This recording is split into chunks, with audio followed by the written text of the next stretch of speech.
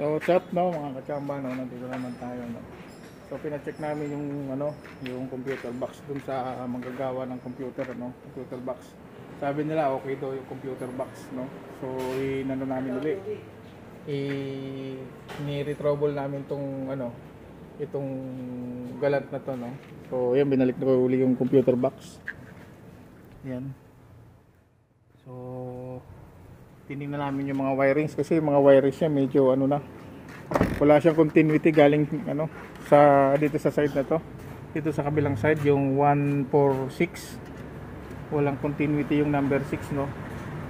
So tinignan namin yung mga wires, dugtong na lang pala yun, dinugtong. Mayroong nalulus contact dito na wire. So ni-rewire namin uli. Ito yung linya, no. Yan, nire-wire namin ulit. Titingnan namin uli. Tsaka itong yung sa may pinaka parang igniter niya. Itong socket na to, basag na yan. So pinalitan namin ng socket muna. Baka yan din yung nagiging cost nung nagiging cost nung pag walang ignition, no. So yan, tingnan natin yan, no. Pag nakompleto na namin, ayayos na uli, paanda rin kung walang sarap, kung okay na siya. Pag okay na, di okay na. Ayos na, pwede na. Tapos na yung tawag dito, ayos na ang buto-buto. Oo. Pero so, kaya ni-retrouble namin muna uli kasi sabi nung gumagawa ng computer box baka wiring daw. So ayan, kaya namin, ni-rewire namin uli. Okay. Pagka matatapos na tapos kompleto na siya, paanda rin natin, tingnan natin kung magbabago yung yung andar niya, kung titino na siya o hindi, kung hindi pa, no. So, tingnan natin. Okay. So mga kachamba, no, okay na yung kompleto na natin yung yung mga wirings, na ikabit na rin yung mga harness. So bago natin ikabit yung yung intake, muna natin, testingin muna natin yung resistance ng bawat kung meron na dito sa may computer, no. So ito, saka ito na tayo, no, mga kachamba, no. Ayan yung specs nya, no, ng tawag dito ng ating wiring harness dito, no. Dapat nasa 13 to 16 ohms, no. So 00 pa tayo. Ito yung niya, linya. Dito tayo sa pin number 12, no. Ito yung power supply. So tingnan muna natin sa number 1. Ito yung number 1, Ito yung number 1. Ulit. Number 1. Sa pin na yun, number 1. 14.8. Number 2. Ito. Ayan. 17. So medyo mahina na yung injector na yun, no. Ito yung number 3.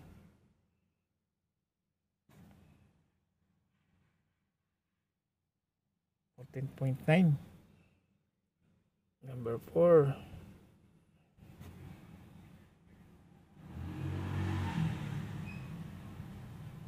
Pasok pa rin.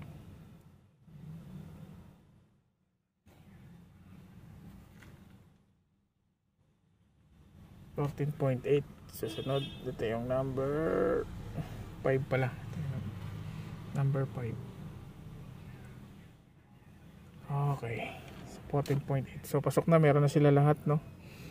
I-set natin ng continuity na naman kung meron na siyang gana, meron na siyang connection. Meron na.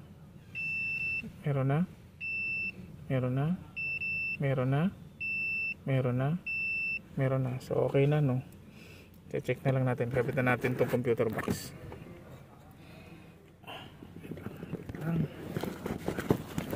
Ayan mga kachamba, no. Kompleto na namin. So nakakabit na lahat. Computer box okay na rin. So tingnan natin. Start.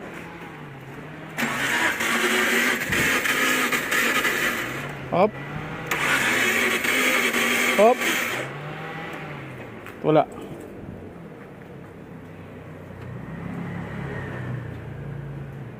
May kabit ba yung mga ano?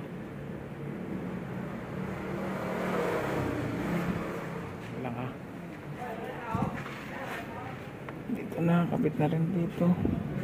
Servo. Okay, sige. Start.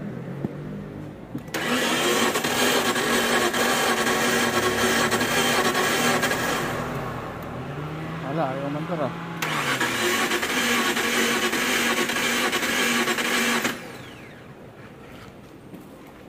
Bakit? Hindi ka nagkamali na dito. Saan? Dito. Kabit. Alin itong wire?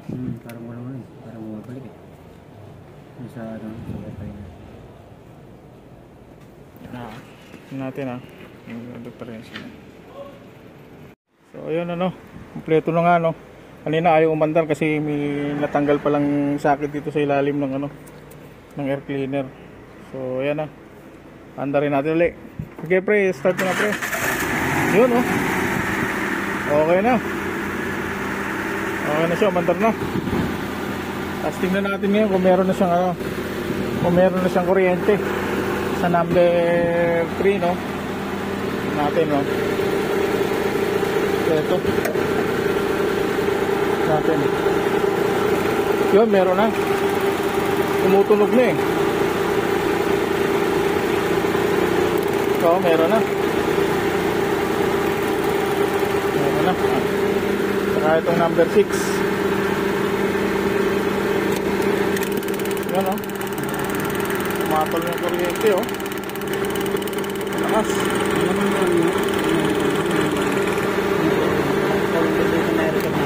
Oo, malaki. Ano yun? Kasi walang continuity yung ano eh.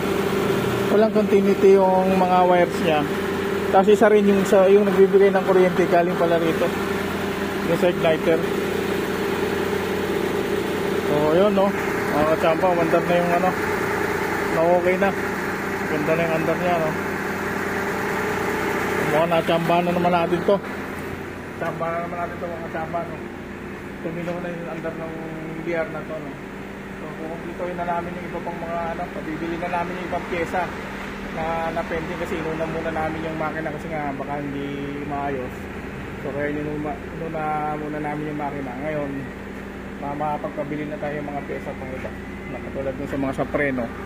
Yan ay sa mga preno na yan. Ayusin na natin yan kasi okay na yung makina. Okay na mga kasamba na. Tutuloy na natin yung iba pang mga gagawin dyan kasi nagawa na natin yung problema. So yun yung ano, computer box yung dati pa rin nakakabit. Okay, yan. Tapos papaganahin natin yung sa dashboard yung mga ano doon, yung mga ilaw kasi walang ilaw ng check engine ano. Papalagay natin ng ilaw yan. Okay mga chamba. So what's up no mga kachamba no. Ito na tayo ulit. So tinanggal na namin yung ano, yung panel gauge nitong Galant BR6 no. Ito no. Ito siya. Yan. So tinanggal na namin yan. Wala nga talaga nakakabit na ilaw para sa check engine dito no. Itong ano na to. Itong slot na yan ano. Tinanggal na nila yung ano, yung ilaw ng check engine ano. Yan oh. Ito kaya hindi nga na ilaw yung check engine dito ba. So yun, tsaka marami yung mga connection, so lilinisin na lang siguro yan. Tapos yung iba mga pundido yung ano, pundido yung bumbilya kaya ano, 5. papagawa na, papapalitan natin yung iba kasi LED na oh. Yung isa tinesting mo. Yan. Ayan o. Hindi mo yan. Papalitan natin yung mga ano yan ng mga bumbilya. Tapos lilinisin na rin yung buong panel gauge no, para may mga umido-umido na kasi sobrang tagal na nakaano kaya hindi gumagana yung iba. So yun, pag naayos na natin, napalitan na lahat, okay na.